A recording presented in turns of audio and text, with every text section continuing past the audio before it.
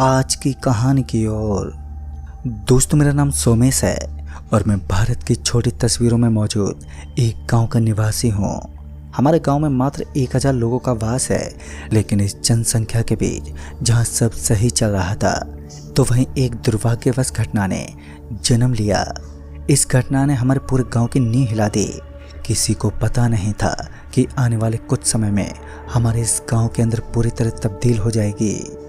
उन दिनों जब सब कुछ सही चल रहा था, तो गांव के सभी लोग रात के वक्त भी आग जलाकर एक घेरा बना लेते और अगल बगल में बैठकर दिन में हुई सारी बातों की चर्चा करने लगते।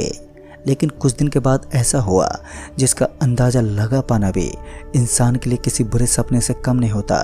गांव की सारी करतूतों को उलटफेर करने में अमावस की रात तक बेहद अहम योगदान था। उस गांव से तकरीबन 7 किलोमीटर दूर एक हाईवे था, एक नेशनल हाईवे जो जम्मू कश्मीर को टच करता था। वैसे तो ये पूरा एरिया जम्मू कश्मीर में आता था, जो एक डेंजर जोन था। उस रात पता नहीं वहाँ ऐसा क्या हुआ कि मैं अपने दोस्तों के साथ उस हाईवे से गुजरते वक्त बीच सड़क पर रुक गया। हमें एक बहुत जोर की आवाज़ आई। हमें ऐसा लग रहा था मानो हमारे अगल बगल में किसी गाड़ी का एक्सीडेंट हुआ है, और इस जोरदार ध्वनि की वजह से हम लोगों के हाथ पांव फूल चुके थे, क्योंकि हमें डर था कि कहीं कुछ संकट में तो नहीं है। वैसे तो जम्मू कश्मीर के उस रास्ते पर हर जगह पर सुरक्षा तैनात रहती है। उस समय भी आर्मी की एक टीम मौजूद थी जो उस जगह को अच्छी तरह से अपनी निगरानी में बनाई हुई थी। चारों तरफ पसरा हुआ सन्नाटा, जहां आर्मी का भी कोई नामो निशान नहीं था। ऐसा लग रहा था मानो यहाँ कोई परिंदा भी अपने पर नहीं मार सकता।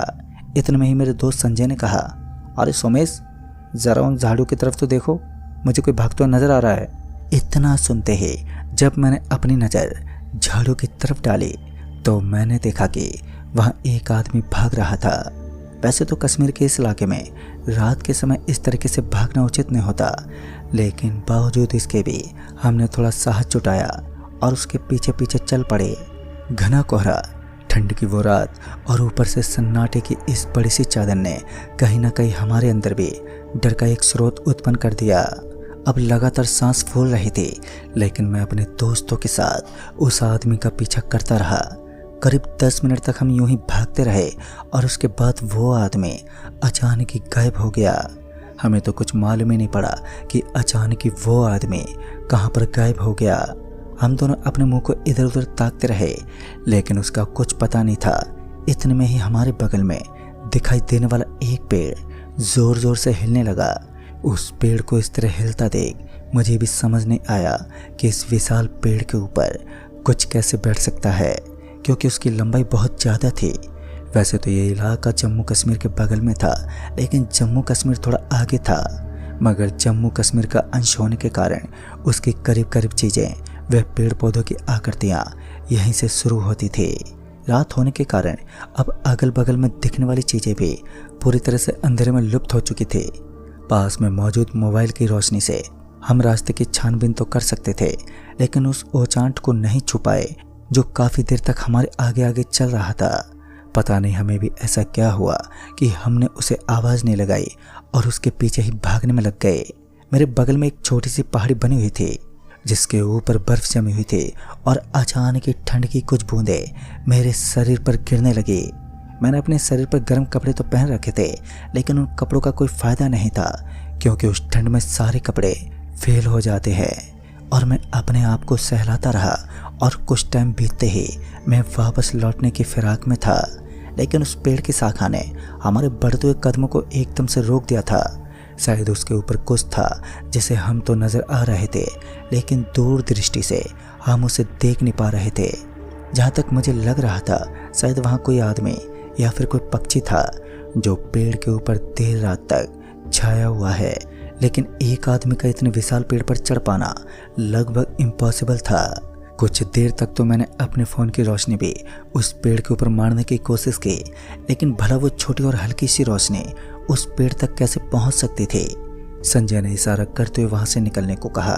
शायद उसे वो जगह बिल्कुल भी ठीक नहीं लग रही थी। कुछ तो ऐसा था जो मेरी और संजय की समझ से बाहर था।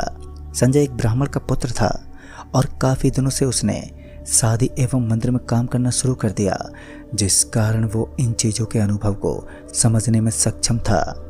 हल्की सी आवाज़ में फुसफुसाते हुए उसने मुझसे कहा कि यहाँ से निकलना हमारे लिए उचित होगा, वरना आज हम अपनी मौत को आमंत्रण देने के लिए बस कुछ ही कदम दूर हैं। संजय और मैं बिना वक्त गवाए वहाँ से निकलने लगे, लेकिन तभी हमें आवाज़ आई। यह आवाज़ किसी महिला की लग रही थी।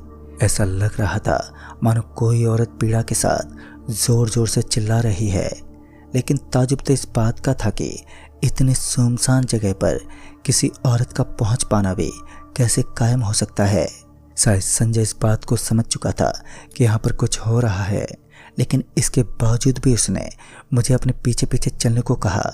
मैं भी उसके अनुभव को बढ़ा चढ़ाकर उसके पीछे चल पड़ा। ये आवाज़ एक बड़े और विशाल से पेड़ के नीचे से आ रही थी और अजीब से इस आवाज़ ने हमारे कानों को सुन कर दिया था। लेकिन जैसे हम लोग उस जगह पर पहुंचे तो काले कलर की एक बिल्ली जोर जोर से रो रही थी। दोस्तों, सस्पेंस नाम की भी एक चीज़ होती है। जब मैंने देखा कि उस पेड़ की शाखा पर बैठा एक आदमी जो संजय जैसा लग रहा था, तो मुझे तो अपनी आंखों पर विश्वास ही नहीं हुआ।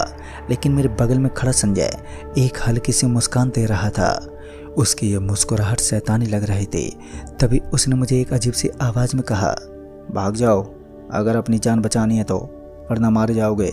संजय की बातें मुझे मेरी हिम्मत को तोड़ने पर मजबूर कर रही थी।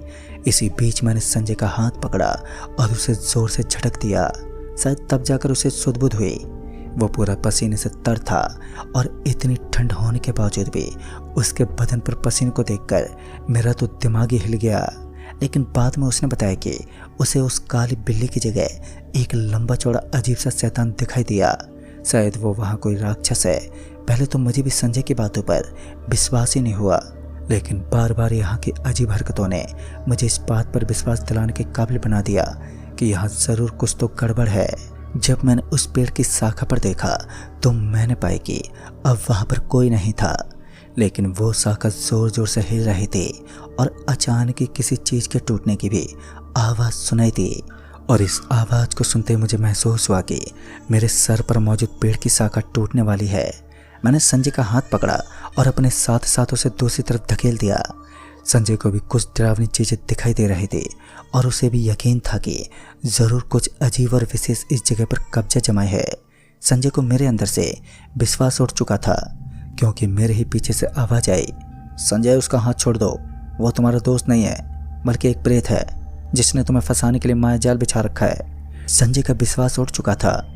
उसने मेरा हाथ छोड़ दिया और डर के मारे मेरे पीछे हटने लगा। ये कुछ इस प्रकार हो चुका था कि मैं भी समझ नहीं पाया। और इसी बीच संजय के पीछे मुझे संजय नजर आया। उसे देखते ही मेरी आंखें फटी की फटी रह गई। मैं जानता था कि असली संजय वही है जिसने मेरा हाथ पकड़ रखा है, और शायद वो बहरूपिया भी जानता था कि मैं उसकी असलियत को वास्तविक रूप से जानता हूँ, जिस कारण कुछ पल के बाद वो मेरी आंखों के सामने से ओझल हो गया।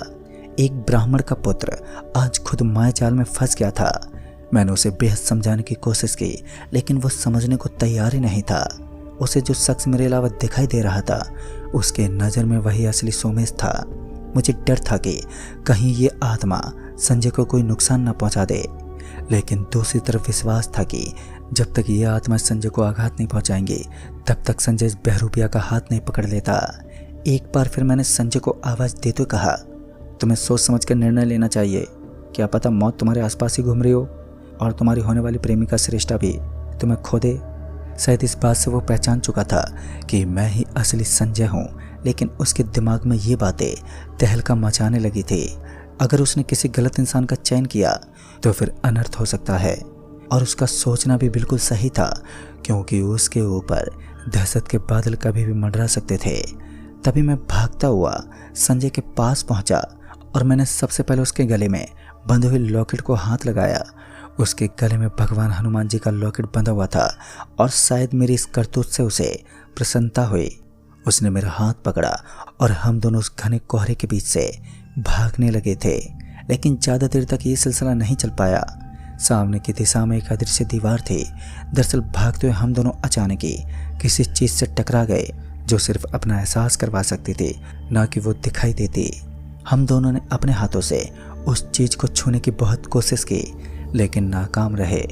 इसी बीच हमें 5 से 6 लोगों के भागने की आवाज सुनाई दी। ऐसा लग रहा था मानो आर्मी की सेना का एक दल हमारी तरफ ही बढ़ रहा है, जो कि हमारे खातिर एक अच्छी खबर थी। मैं उसी ओर देखता रहा, लेकिन हमारी पूरी उम्मीद तो उस वक्त छिन्न भिन्न हुई जब मैंने देखा कि वहाँ कोई आर्मी की टोली नहीं, बल्कि भूतों का एक मनुष्य दल था, जिनके शरीर से निकलती हुई अजीब बदबू सच में बड़ी भयानक प्रतीत हो रही थी। और इतने में ही संजय का हाथ किसी ने कस के पकड़ लिया और उसे पीछे की तरफ खींचने लगा। लेकिन मैंने सही समय पर उसे अपनी तरफ खींचना शुरू कर दिया, और अभी भी उसका वो लॉकेट पूरी तरह से चमक रहा था। भूत पिशाच निकट न आवे, महावीर जब नाम सुनावे। कहते हैं जब इंसान का हनुमान जी के अंदर श्रद्धा और विश्वास होता है तो मनुष्य अपने हर हालत में मुसीबतों को हरा देता है। और इस ध्वनि के कारण शायद वहां पर मौजूद सारी बुरी शक्तियों में हलचल मच गई। पता नहीं क्यों, लेकिन उस चमकते हुए लॉकेट की शक्ति ने सामने वाली दीवार को गायब कर दिया, और उसी दौरान हम अपनी जान बचाकर वहां से भाग निकले। सीधे घर पहुंचे और इस घटना का विस्तार से वर्णन किया, लेकिन हमें आज तक इस बात का कोई पता नहीं चल पाया कि आखिर उस जगह पर कौन कौन सी शक्तियाँ निवास करती हैं, और उन्होंने हम पर हमला क्यों किया, उनका अस्तित्व क्या है, और हमें एक्सीडेंट की आवाज़ क्यों सुनाई दी। ये बात मात्र एक रहस्य बनकर रह गई है। दोस्तों, उस दिन के बाद तो हमें कभी भी ऐसा कुछ दिखाई नहीं दिया, लेकिन कहते हैं उन चीज़ों का डर कुछ इस प्रकार का उभरने लगा है, जो धीरे धीरे उस गांव को रिक्त होना पड़ा। हमने तो सालों पहले ही उस गांव को छोड़ दिया था, लेकिन आज भी उस गांव के अंदर पुरानी प्रचलित कहानियों का वर्णन किया जाता है। तो दोस्तों, इस कहानी में बस इतना ही। तब तक के लिए बाय एंड टेक केयर।